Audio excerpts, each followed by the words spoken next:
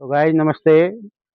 आज हम पौड़ी गढ़वाल के क्यों कालेश्वर मंदिर में दर्शन करने आए हैं। शायद भगवान को यही मंजूर था कि हम यहाँ तक आ पाए, उसी की आस्था रही होगी।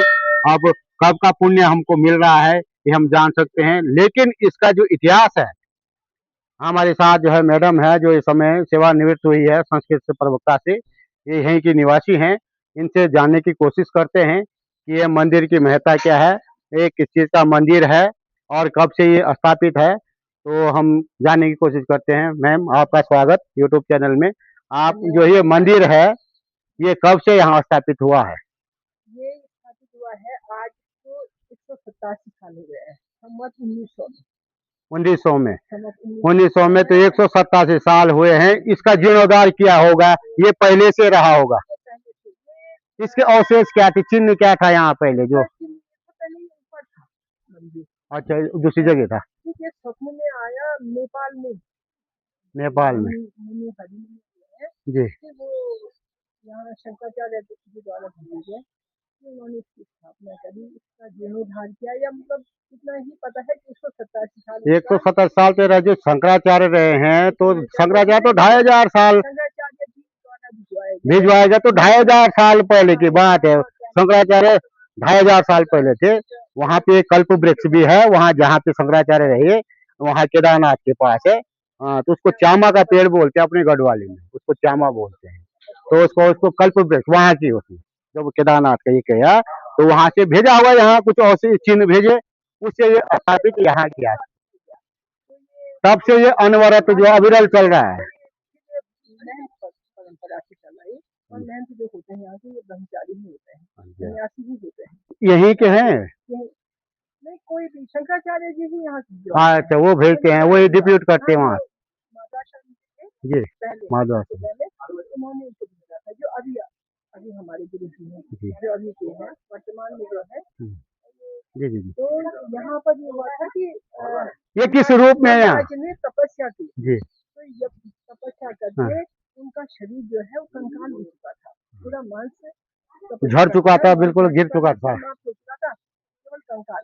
इसलिए तब भगवान ने प्रकट होकर के उनको तो उनसे पूछा कि वरदान मांगो। आप क्या उन्होंने वरदान मांगा कि आप जो है यहाँ पर हमेशा के लिए। उन्होंने कहा मैं कलयुग में यहाँ पर अमूर्त रूप से यहाँ पर स्थापित होगा, यानी गुप्त रूप में है। गुप्त रूप में भगवान। और ये मुक्तेश्वर के नाम से, मुक्तेश्वर, ये मुक्ति देने वाला है। कंकालेश्वर इसका नाम था क्योंकि कंकाल हो चुके थे कंकालेश्वर। ठीक। अब वहीं से होते होते वो तो थोड़ा उसमें जो है आगे सुधार, होता है। वो अपना स्थानीय बोली में उसका अपभ्रंश है, वो उसमें भ्रांति आई होगी। लेकिन जो है इसका जो है इसकी महत्ता, इसमें मेला लगता है यहाँ कभी? दशहरे की, वो क्या कहते हैं, गंगा दशहरा। गंगा दशहरा साल में एक बार। अच्छा, उस दिन लगता है। जैसे शिवरात्रि में बहुत बड़ा मेला लगता है, मेला जो असली में लगता है, पर गंगा दशहरा के दिन इसकी स्थापना हुई थी। इसलिए यदि किसी की मन्नत पूर्ण होती तो यहाँ क्या चढ़ावा आता है? यहाँ पर लोग छठी चढ़ाते हैं। जैसे लोग मतलब अपने मन में सोच लेते हैं कि क्या देना है। जैसे कोई लोग चांदी का या चांदी के नाग या मतलब हाँ, जो भी है उन्होंने जो भी है। लोग चढ़ाते हैं। यहाँ भंडारा भी देते हैं, भंडारा होता है। और बहुत बड़ा मेला लगता है। आप यहाँ से गाड़ी में से और रांची की तरफ अच्छा, आगे रांची पूरी। तो ये जो है ये शिव है, शिव है तो सब है। और इसके इर्द गिर्द सारे देवी देवता परिक्रमा करते हैं। ये स्वयंभू है, इसका कोई ना आकार है ना कुछ है। लेकिन हम हिंदू सनातन धर्म में एक रूप दिया, एक केंद्रित करने के लिए, माइंड को केंद्रित करने के लिए, इस रूप में हमको दर्शन देगा, तो उसी रूप में देता जरूरी है। लेकिन जो मूर्ति पूजा हमारी है वो 3000 साल से हमको मिलता है। प्रकृति देवी भूदेवी की पूजा हुई थी, वहीं से शुरू हुई। जब जो वन देवी है वो कुपित हो गई थी, और जो अनाज थे हमारे, जो राशन पानी जितने भी थे, धान धून, वो सारा बहा के ले गया था प्रकृति देवी ने, इसको भूदेवी कहा जाता है।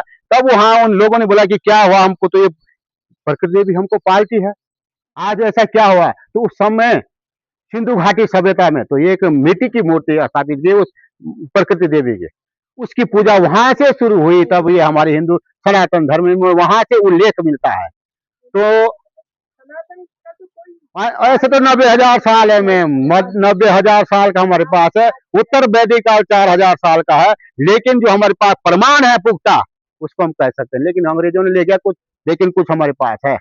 70 देशों में अंग्रेजों ने शासन किया, उन्होंने सारा इतिहास अपने पा लिया। मुगलों ने भी लेके, तुर्कों ने, मुगलों ने कह दिया है 712 से लेकर के 1900 शताब्दी तक सब शासन रहा है इनका।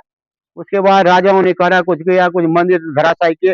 तो हम ये जानना चाह रहे थे, हम यहाँ आए, इतनी दूर से आए, 150 किलोमीटर तो देहरादून से यहाँ है, और वहां से फिर 200 किलोमीटर आगे, 350 किलोमीटर से मैं यहाँ आया हूँ।